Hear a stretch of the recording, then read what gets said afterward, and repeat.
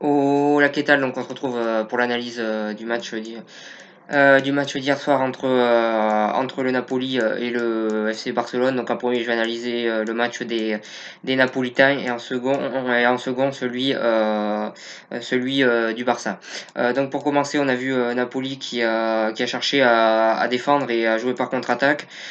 Donc défensivement, globalement sur les 60 premières minutes, ça a globalement plutôt bien tenu. Par contre-attaque, tout n'a pas été parfait durant ces 60 premières minutes-là. Mais bon, on a quand même vu certaines choses intéressantes et on a vu que ils pouvaient se procurer des bonnes occasions, mais ça aurait pu être mieux offensivement durant ces 60 premières minutes. Mais défensivement, en tout cas, il n'y a pas grand-chose à dire. Ils ont fait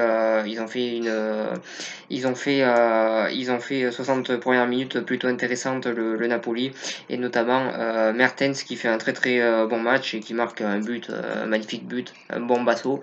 Magnifique but de sa part, il fait un très bon match et dès qu'il est sorti, on a senti qu'il manquait beaucoup à cette équipe-là et que, euh, et que, euh, et que sa sortie a fait énormément de mal au Napoli. Donc voilà, on voit que c'est un joueur déterminant dans cette équipe-là, ce qu'on savait déjà.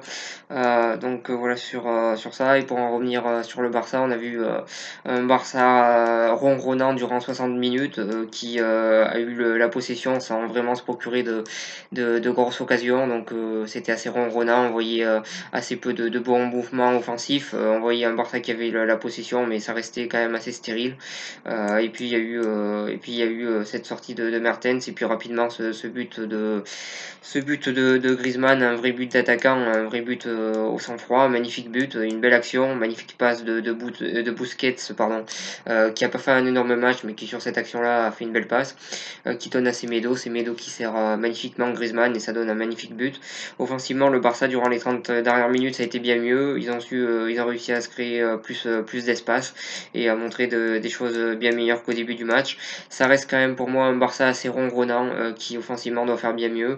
Même si défensivement, globalement, ça n'a pas été ridicule non plus, ça a été plutôt bon globalement défensivement, mais offensivement, ça doit être bien mieux. J'ai trouvé que ça a beaucoup trop ronronné et défensivement, il y a quand même eu quelques largeurs, même si ça a été bon et Ter Stegen a su les sauver. Il a su faire un très bon match, a su faire des arrêts déterminants. Encore une fois, très bon match de la part de Ter Stegen qui enchaîne les bonnes prestations et qui fait des arrêts vraiment déterminants et vraiment très impressionnants.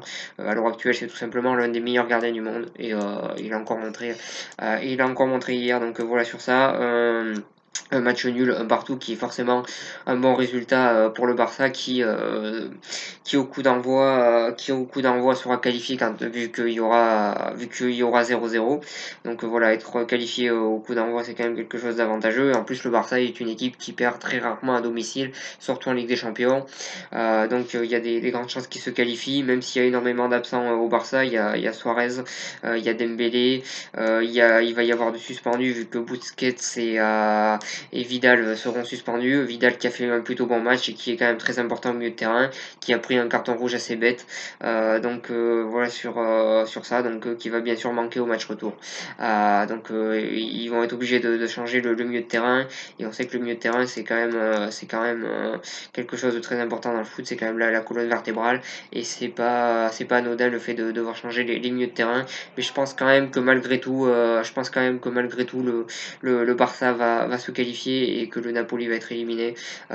Voilà ce que j'avais à dire sur cette analyse. Je vous remercie de m'avoir suivi et je vous souhaite une bonne continuation.